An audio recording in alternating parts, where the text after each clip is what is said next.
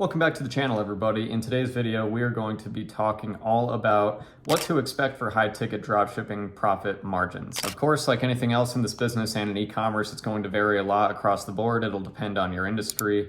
It'll depend on your budget, how aggressive you want to be with your business expenses, how quickly you want to grow, etc. But taking all that into account, I thought I would put together kind of a ballpark number of what to expect and what to aim for. So without further ado, before I get into it, I as always, want to ask you guys to like, comment, subscribe, hit the notification bell. This channel is all things high-ticket dropshipping, and it helps my channel grow when you guys do that, and it's been fun to watch it grow over the last couple of years. So in addition to that, check out my, in the description below, the link to my high-ticket dropshipping course. But let's get into the topic at hand, which is high-ticket dropshipping profit margins. So when you're thinking about just profit margins, I think I'll say at the top, a good gold standard number to aim for, which in my opinion is kind of hard to exceed, is 20% after all expenses and all revenues. When we're considering all business expenses, you want to be sure that you are taking into account all possible business expenses. So I'm sure I'll miss a couple here, but just going from largest to smallest. If you're doing high ticket dropshipping the way that I've always done it and the way that I teach it, the largest expense at the top will be your cost of goods sold. So what you're actually paying the supplier for the product that you're selling to your customers. The next biggest, this will depend on if you're SEO heavy or if you're, trying to see immediate growth and immediate revenue with Google ads or Bing ads, will be your search engine ad spend, Google ads or Bing ads, and that'll be your next biggest expense. And then from there, it's going to be your routine expenses like your Shopify subscription, any apps that you're paying for on Shopify. But something that a lot of people don't think to take into consideration, and when I was kind of a rookie in this, I didn't either, as far as when I was, doing my profit and loss sheets, when I was doing my, very rookie-like accounting, I wasn't taking into account payment processing fees.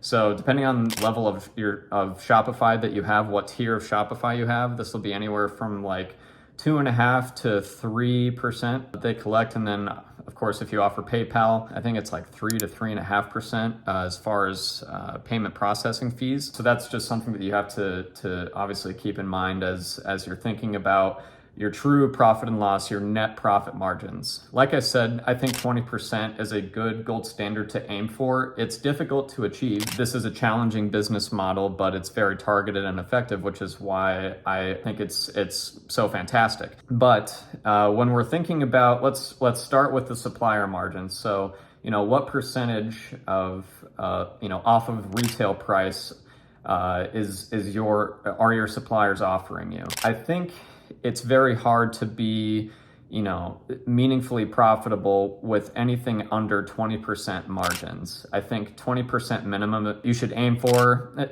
Ideally, 30% minimum is what you should aim for. In my experience, my best-selling suppliers, my best suppliers that I've worked with, offered 30% plus. It kind of feels like in the high-ticket dropshipping space, again, depending on the industry that you're in, things are kind of shifting more towards that 30% higher end because it's more enticing for, online retailers to sell their products. And that's just a way that different suppliers, different manufacturers will remain competitive with each other, is making it more enticing for their retailers to advertise their products so they have a bigger presence out there. So then 30% profit margins. Well, then you also have to take into account shipping expenses, which really heavily depends on what you're selling. If you're selling something small versus selling something huge like a greenhouse or a sauna, there's obviously going to be a huge variation with shipping expenses. In my particular niche, it's anywhere from 100 to 500 per order. So you really have to be mindful of the price point that you're advertising. You really want to be mindful of the profit margins that you're getting from your supplier on that product, because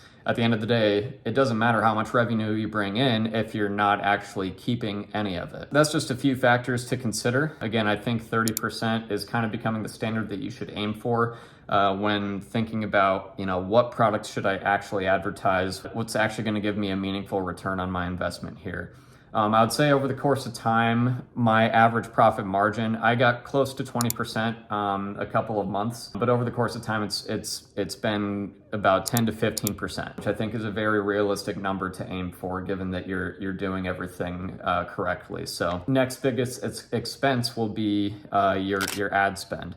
And this is going to completely depend on what kind of a budget you have. You know, if you're reinvesting your revenue back into the business, if you're getting revenue to begin with. Well, I always tell the people that are in my course that join my mentorship program, the first 4 to 6 months are the hardest thing to figure out, especially if you have a small budget, because A, you don't know what is selling. B, it's kind of a balance of not wanting to spend too little on your ads and but also not wanting to spend too much because you don't know what's selling. It's this odd balance you have to figure out, because you also have to take into account cost per click.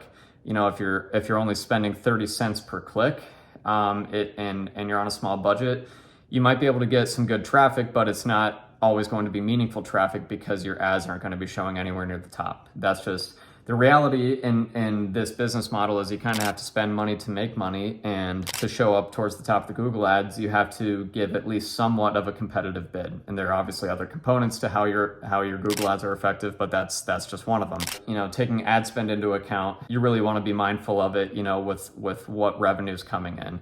And it's a whole conversation in and of itself as far as how much to spend on ads. And I'll probably make a separate video on ads beyond that. I think you guys get the gist. Beyond that, if you're hiring out Fiverr freelancers to do like SEO work or you know, writing blogs for you, which honestly, blogs you can have ChatGPT for you do for you at this point. It really depends on what your goals are and how quickly you want to grow the business, but anywhere from 10 to 20%, given that you're doing everything right. You know, you have at least a decent niche that you're seeing some meaningful sales come in. 10 to 20% is a good number to aim for at the end of each month. So I think I'll cut that short. If you have questions, let me know in the description below, or in the comments below, excuse me. But until next time, I'll cut that video here.